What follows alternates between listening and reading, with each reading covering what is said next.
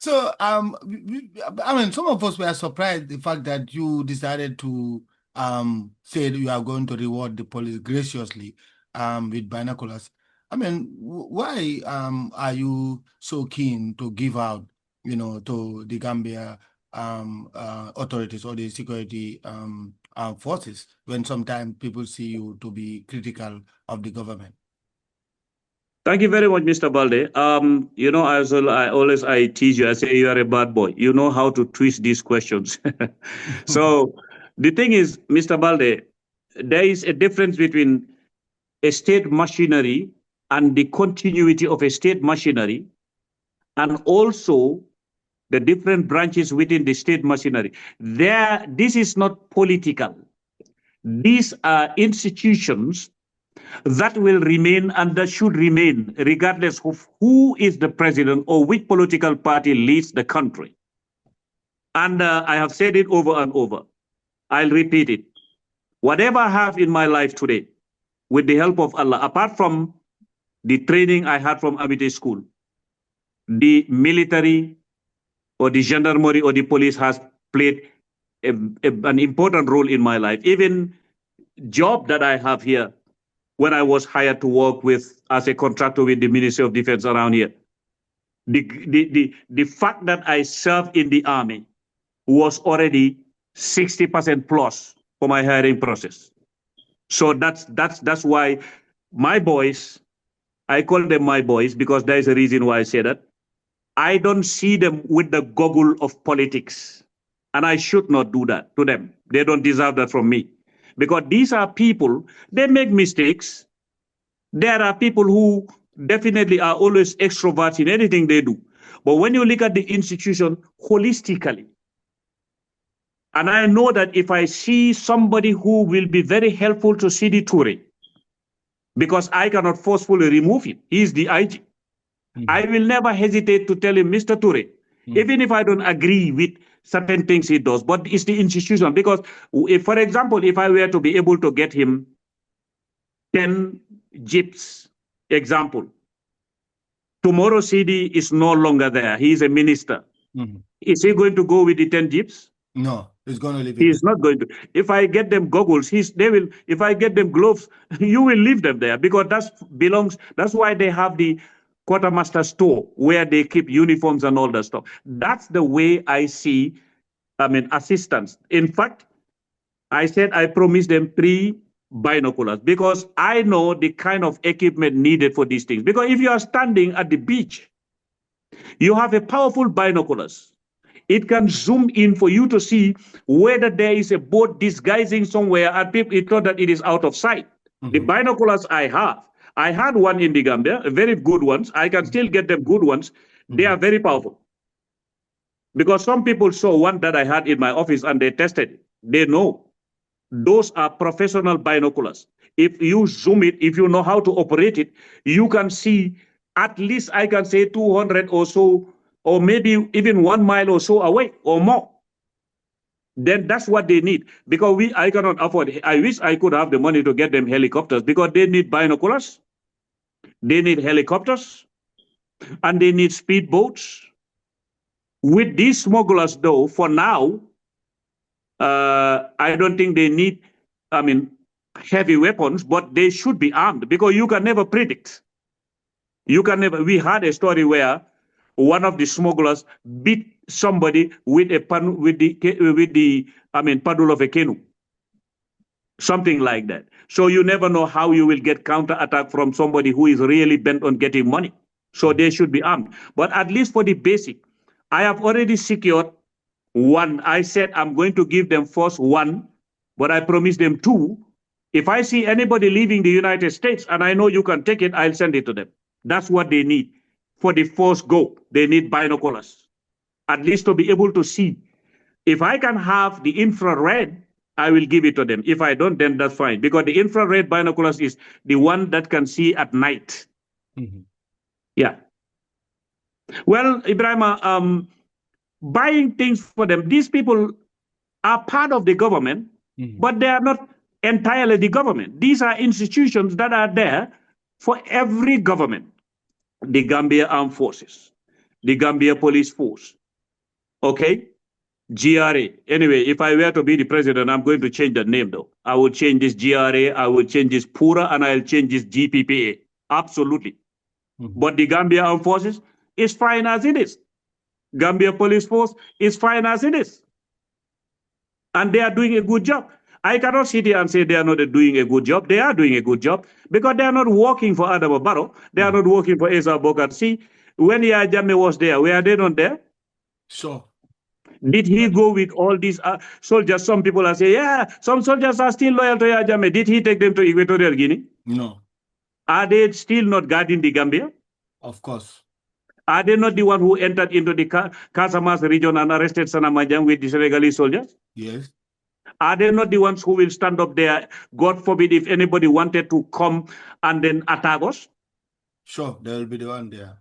Are they not the one who are being deployed when there is tension everywhere? They will call the army and deploy them. And you still want to tell people that this army is only loyal to Yahya Jammeh? The army is loyal to the constitution and is loyal to the flag and the national anthem. And then they are loyal to the national interest of the Gambia. And that's it. And the police. That's what I believe. Okay, Ambassador C, let's segue the discussion to the issue about the visa restriction. There has been this back and forth. You and I talked about this last year about, the partial restriction. The government recently, I understand, working hand in glove with the U.S. authorities with a view to resolving this issue. What is your take on the issue so far? You see, Ibrahim, yesterday I was on another media platform, your brothers, Bitilo, and I said something. In fact, I elaborated more on it, which is about the responsibility of a state as far as trusting your citizens is concerned. Okay? Now, when you hear a government coming out, like I said, a government that really understands the role of the invisible structure and the role of the visible structure within the sphere of bilateral or multilateral relations will not announce their intention of engaging another government before doing it halfway success, three-quarter way success. I don't do that. Okay, because when I say invisible structure, it's not the same as covert operation, overt. That's military, that's intelligence. But when it comes to diplomacy also, diplomacy and military, they are just two sides of the coin. The other one's put on suit, the other one put on a uniform, but they always operate the same way. Hierarchy is there, organizational discipline is there, and all that. And nomenclature, I mean, like the names and all that stuff, because they respect when you say first secretary, second secretary, deputy chief of ambassador, you have to respect the titles. So now when you are doing those kind of things, we are in an election year, that does not move me. Look, I don't want to start sounding like I'm siding with a politician. I'm being honest. There is somebody who was at the embassy there. I don't know whether he's still there. I don't want to mention his name, but any day I hear denial, I'll mention his name. He knows that I called the embassy. When I came here to visit, I went back to Gambia about 2-3 years ago when people were being deported. They were facing serious things. And that was not the time of the Republicans. Okay? So they wanted to be fast-tracked or whatever it was about. Khalifa Abubakar Saleh, I called him. He intervened and spoke. We gave him numbers. I was the one behind everything, and he knows that. But he did a good job to a point where his word was respected. Allah loves the truth. I still have the records. Okay? So when you are doing these kind of things, why would you rush to announce it? Because saying that I am ready, because we are in an election year, what is this? What is the intention of these propaganda sound bites that are nothing other than thundering blunders? They are barren, they will not conceive anything. That's the way I say it. You see, this pretentious nature of this bluffy style of coming to say things, they should stop it. Okay? Because the issue is this. Diplomacy does not operate like that. What would have been the best thing is Even if they have done it, then why are we announcing it? The Ministry of Foreign Affairs should have been the one to say that, in fact. Okay? They are the ones who should have been the one to be spearheaded. And then the best thing to do, even if they have done it, I expect that they have done it, invite the US ambassador, what they call weak clue, camera session, speak to him about it. But now, if you start saying, we will, we are going to, we have seen the press release and people talking about it. I'm not going to name names because this is everybody involved in the government trying to spin it. In fact, if you look at the statistics here, this country, the countries that they named that they believe are the ones abusing their social security benefits, the food stamps and all that. Did you see Gambia's name there? No. No, I did not. Because they know the data. The promotion of the name of the Gambian citizen is even better. Okay? Send a delegation and then engage them. But is this the right time? That is what they call in America, do the right thing, say the right thing at the right place at the right time. Are you saying the right thing at the right place at the right time? They are saying the wrong thing at the wrong place at the wrong time. Because this is not a time to even start a debate about immigration with all the noise that is happening as far as your citizen. Look, Ibrahim, let me make it quite clear to Gambians to understand one thing. It is not the responsibility of the President of the United States of America. It's not the responsibility of the Prime Minister of the United Kingdom, the Prime Minister of Germany, the President of France and Italy, the Prime Minister or the President to take care of the welfare of the Gambians. It's the responsibility of the President of the Gambia. Mm-hmm. It is not the responsibility of. So we see in Africa people who will sit in their countries cuddling people that are not doing the right thing to create the institutions to absorb them, mm-hmm. to give them jobs, and they will sit there comfortably pointing fingers at presidents who are outside. That is shameful. Mm-hmm. Let us change Africa. Let us stop the corruption. Let us be serious. Let us create institutions. There was a time where the president said to Africans that some of you cannot even make a matchstick, and others were fuming. I said, he is right.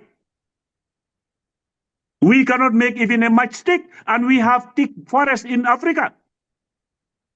Where are the production plants in Africa? We have had a goer here. What have we done to occupy our position and utilize the quota allocated to us? Haven't we seen the cotton ginnery in Basset dead? If they revive the cotton ginnery, we produce. Gambia has one of the best cottons and Senegal because the heat. We would have been getting a good market in Hollywood because they only want to put on cotton. You know that. Mm-hmm. Yes. So let's not shift the blame across the Atlantic talking about other governments. Now let's come to the partial visa restriction. Who does it affect? It affects the government more than it affects the other people. Why didn't the government talk about visa matters until the restriction was imposed on the Gambia? Why? Mm-hmm.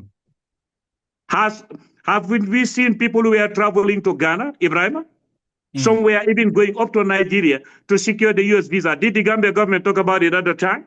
No. Yes. So the reason why the visa restriction happens is an outcome of the management of the governments in place.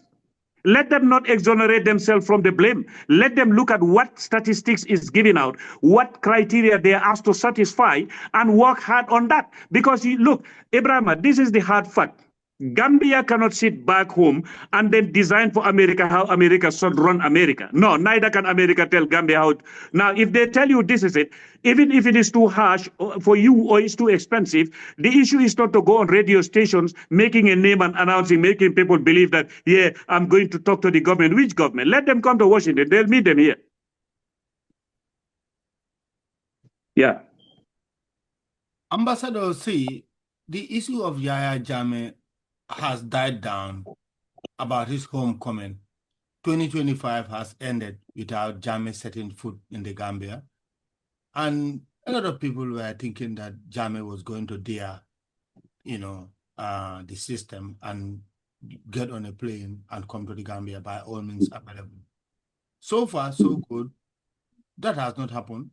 the government, I mean, is happy that their word, I mean, hasn't gone in vain, that Jammeh will not come or cannot come. So, case closed. The Jammeh issue has now been forgotten. You think Jammeh will ever come to the Gambia without a rapprochement with the government? Thank you very much, Ibrahima. I'll begin with a philosophical answer. You see, the issue of former President Yahya Jammeh and the current government, you know the plant they call Mbankanase in Gambia, right? You know it. Yeah, I think, yeah. You know, you know, with the Mbankanase plant, if you cut the leaves, it will still come back because the root is like a jar. So until you dig the jar, the Mbankanase leaves will always come out. That's it. So let us come back. We treated this subject so many times, and I said it, Ibrahim, you have invited other people who were analyzing it. I said that if anybody believes that Yahya Jammeh is lower than what you think you are, if you think you are more smart than him, you are the biggest, I would say, excuse my language, fool in the world.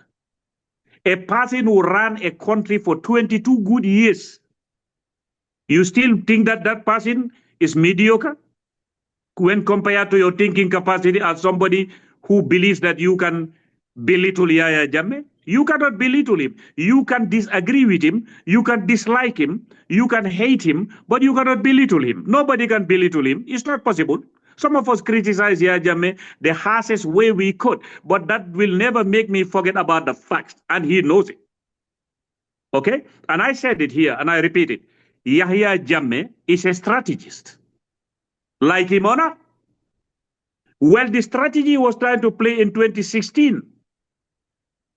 Do you think had it not been the resisting character of people like Khalifa and others who were there, Badembo and others, may Allah have mercy on him, Badembo Bojang and others, these people maintain the backbone of the republic. Let people not start praising ECOMIC only. ECOMIC could come because the possibility legally for them to come in was already on the ground. And I know for a fact that, I would say it here on the TV, and I wrote it, had Khalifa Sallah been the one elected, he would have never gone to Dakar to swear Ibrahim. Never. He would have been sworn in the Gambia. And we all know that. A person who was walking in the street on his feet, and everybody knows that he was the brain behind everything. Don't you think the former government could have eliminated him? Sure. But he stayed. So his life is, the risk around his life was more than the risk around the person who was elected at that time. And that's the fact. Yeah. So this is the Yahya Jammeh issue is why I'm bringing all this back. Yahya Jammeh now, Ibrahim, before I conclude this, he was playing chess and some people were playing draft, dummy. Didn't I tell you that he is a chess player? Sure. What he said first was, I am coming. He is hallucinating. He is delusional. He is this. He is that. Afterwards, what happened again? He brought out another audio. Said, I'm coming. He said, I am going to land there. And they said, if you land here, we'll arrest you. You remember when you asked me, I said, it will be an ugly picture though. Okay. Then again, others came, rallies going round, beating their chest. Sometimes it makes me laugh. It is very easy for somebody to be brave about Yahya Jammeh when he's in Equatorial Guinea. You are around and you are being escorted going with a crowd in a rally.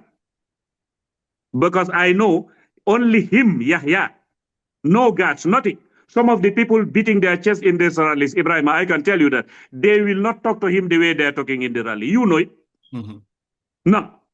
So with all that, that's what I don't like, this bravado. Nobody is siding with Yahya and saying that he shouldn't face justice and whatever. No. The issue is the way we are, the rule for one should be a rule for all. If Yahya was blamed for something yesterday, we shouldn't accept it for anybody today. If we do, then that's why Allah will always give us the leadership that we'll be complaining about. Then the problem is with the Gambians in their hearts and their minds. That's the fact. Now, Yahya said he was coming. Now, what happened? He didn't He come. came out again. The last time they said, when he gave a date, I'm laughing, Ibrahim, because I know Yahya. First audio, second audio, they said he's delusional. What happened? He brought to Kanilai over 3,000 people to answer to him. Didn't he do that? Yes. A person who can do that, are you going to tell me that he doesn't still have control in the country? He still have. Then that's the time we had people were so agitated. In fact, I did remember when I said this government should even reduce the way you're talking about Yahya Jammeh. Now what happened? Those who were saying that you dare land here will arrest you, this and that and that. Then he came out and said, okay, I have written to ECOWAS and I have written to Gambia government and the United Nations. Now the polemics was, is there any UN agreement or where there is no UN agreement? ECOWAS agreement, then he left them to be scouting about that. All of a sudden, what happened? We saw our government go and ECOWAS issued a communique about telling Yahya Jammeh not to speak about anything that would destabilize the Gambia. Now, Ibrahim, if this was to be statistics, who has won? You are a journalist, you will not answer, I'll answer it for myself. Yahya won. He won the chess. Because now, it is like, had you not gone to ECOWAS, you would not have been able to stop him, isn't it? Yes. Yeah. So who has won? Him, because the image he wanted is that. Had they used the strategies, like we said, bilateral, multilateral relation. Some people are so emotionally charged within this government that anything you tell them which is a hard fact, they will come out and think that it is about nekachi, pincha, di tangente. That does not run a country. You believe when the president is sitting down, you are a minister, a governor, you go after one person, talking big, sending them certain garuale. That's what the president, what will help it. That does not help him. And it will never help him. Time will tell. That does not help him. It will never help him. It's one of the things that I used to advise Yahya Jammeh against. And today he has seen it. People went to TRRC, people went to Jale Commission, and they want Hamga Yaya Nakala Mel. The same thing they will say about Adama Barrow when he leaves. Hamga Nakala Barrow Mel. Nakala Mel. Yo ya Mel Dena. Why do Barrow do Yaya? That's the fact in the Gambia. People don't talk about the facts because they fear. Oh, if you say this, Isa, tomorrow when you start for elections, you cannot win. Let me not win. I will get Allah around me. You think I care? I want to win with the facts and Allah. I want to lose with the facts and Allah because the loss is there is election cards. It is not about principle. So Yahya Jammeh's issue, they brought it to where it is today. And do they think, didn't ECOWAS say, don't say anything? After they said, didn't Yahya Jammeh do an audio? Did he send an audio out last week? But it was a subdued one. Well, there's a difference between subdue and strategy. Well, subdue into who? Okay, his audio, you said the tone, that's what people think. Who did he subdue to? Well, to the forces that are telling him. Which forces? The Gambia government forces. No, he did not subdue to the forces. Listen to the audio. He was preaching Tawheed. He was subduing to Allah, not to a person. That's the way I see it. Everybody has your opinion, isn't it?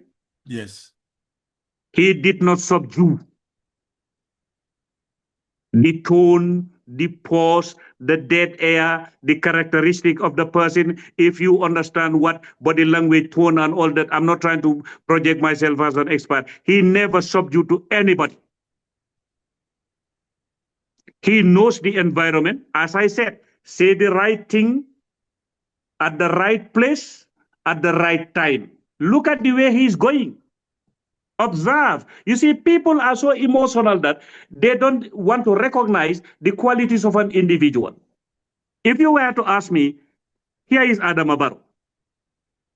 Essa, do you think that Adama doesn't have any quality? I'll tell you that then no, you are not fair with yourself and you are not fair with humanity. There is no person who doesn't have qualities in them. One quality I can name about Adama is that he speaks many languages in the Gambia. He can communicate with anybody, almost. Is that not a quality? Good quality. Exactly. That's it. I will never deny somebody the qualities that Allah has put in you. I will not sit here and say that he is a wicked person. I've not seen any reason. Had he been, I would call him that. Okay? So there are things that we have to accept for each other. How many times have I come here and spoken the qualities about other political leaders? How many people have I cited in the Gambia and said their quality? Do you think that I expect them to give it back to me? I don't care whether one says good things about Essa or not. I don't care. Say it, don't say it. Allah knows who Essa Bokar Sey is. But I recognize your qualities when I see them. Yeah. Finally, let's talk about the issue of the day, the international crisis, the issue of Venezuela, the U.S. capture of Venezuela President Nicolas Maduro, and the fear within the international community, especially our African Union, ECOWAS, and other international organizations. What is your perspective on this trending international story? Thank you, Mr. Balde. Like, I've departed from this, quote unquote, the launch part of my analysis will be strategic value. You see, the other time I said it, I said this geostrategic arena and the geopolitical arena, particularly geostrategic arena, the poles are positioned and repositioned all the time. Positioning and repositioning. That's the way they play the chess. But the departure point is always strategic value.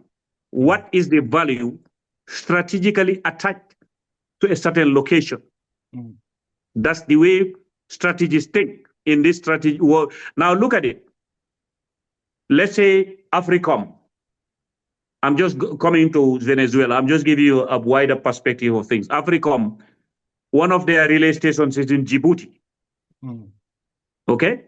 And you know that area, the strategic location of Somalia, Ethiopia, the sea route through the Gulf of Aden and other places. Before Venezuela's case started, didn't we hear ships being intercepted there around Yemen? These are strategic locations, and that's what they call strategic value. So now, when you look at it, I'm not looking at it politically. I'm looking at it quasi-politically, but holistically, I am being like within the strategies of the map of military versus strategic value. Now, here we have a nation, the history of Venezuela. Some people are hearing it in the Gambia. You know, we have some, I call them so-called intellectuals in Africa, emotionally charged. Even when Obama was here as a president, they will all jump around. Even if you say that Obama made a mistake, they'll want to kill you as if because he's a black man. I don't operate like that. No. Okay? The issue is not about the current government only. There are files, there are facts, and there are things they follow. Whether you like it or not, there are things that it is a system that makes you do it. It depends on who came at that time. You remember the WMD stuff? You remember all these things? There were presidents at that time. Did all the Democratic presidents in America escape going to war? No. They went to war. Didn't the Democratic government make a mistake in Libya? Yeah. So the issue here is for us in West Africa, I will come to that. We have to be mindful of involving ourselves in a debate where we'll be taking sides on things that we don't even fully understand. Some of our countries are so dependent on countries outside, they give them aid to a point where even if the country giving you aid is the worst despot, you will still want to blame the other bigger country simply because it's your benefit. Now, if you are thinking like that, what about the bigger country also? Are they not going to follow their interest? Sure. Exactly. So the argument is not about who is wrong or right. Nobody will dispute international law interference with internal affairs and all this stuff. But is it about that now? Do we know the facts behind everything?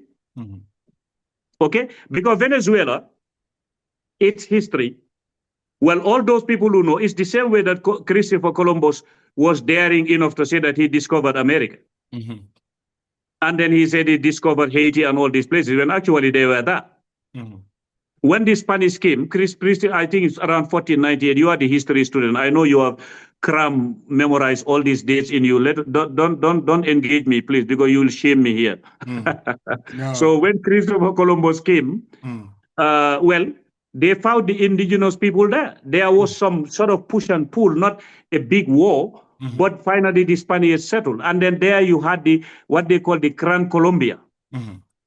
From that Gran Colombia, before even that, Christopher Columbus, when he just arrived, he named Venezuela the Little Venice. You remember the Merchant of Venice? Now, after that, it shifted through certain dictators. But that time, the oil was not discovered. Bolivar is the one who fought with these people. And then you have Gomez and others. Then from there came Hugo Chavez and then Maduro. This is not an area free of turmoils. You remember the Cuba War? Che Guevara, all over the world, people know him with the beret. He crossed over to Bolivia. So this geolocation here, South America, one needs to understand the history of it between them and the US. You see, Texas and Arizona originally were all within that circle they would call Latin America, isn't it?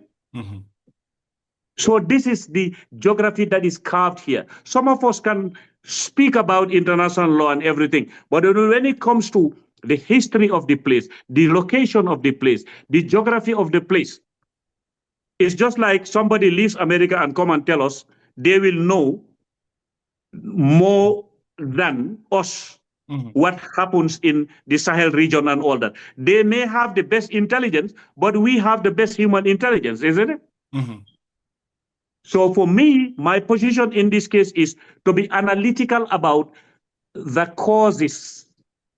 And we, West Africa, we have to be ready to be part of those who receive the effects. And the effects here, let us separate all this argument about international law, sovereignty, and all this stuff. Let us see us, West Africa, what affects us. The drugs from South America have overtaken our sub-region. They have destabilized the sub-region. These are the very drugs that they used to put in barrels and give them to kids. You all know the movie of the Beasts of No Nation, acted by Idris Elba, the warlords in Sierra Leone. What happened? We all know about these stories of General Botneken in Liberia. Why were they doing those animal ways of survival? Is it not drugs? Who brought the drug that they mix with human bones and call it kush? Is it not coming from South America?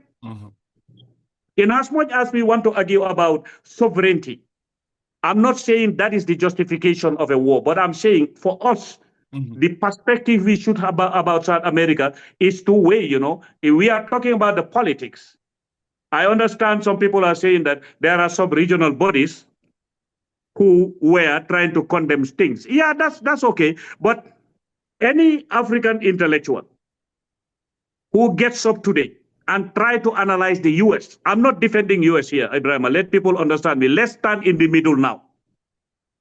And you say, it is not good. They went to Panama. They brought Noriega. Now they're in Venezuela. Didn't Nyerere go to Uganda and then topple Idi Amin? Was that also right?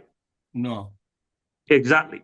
So now it's not a question of blaming one country. Let's make sure it's possible for all countries to come together and talk about it holistically. Everybody will get your share of the blame. But you cannot just sit there in Africa sending blames to Washington when actually you have worse thing within Africa because you have corrupt governments that should also change. Then there will be no illegal immigrants outside because people will not want to travel outside. Yeah.